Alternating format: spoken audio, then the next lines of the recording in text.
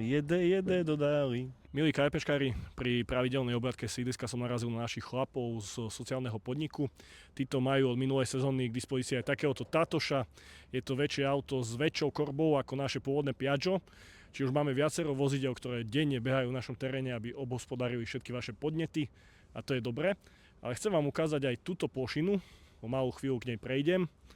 A to sme si objednali externe, aby sme vedeli robiť orezy stromov aj vo výškach. Mnohí už viete, že u nás sa nestará o zelen správa mestskej zelene a mesto Košice, ale robíme si to sami.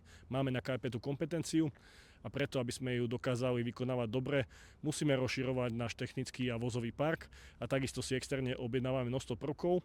Táto plošina umožní orezy vo výškach. Čiže ak niekedy váš podnet trvá dlhšie, je to kvôli tomu, že túto plošinu musíme zaplatiť a objednať.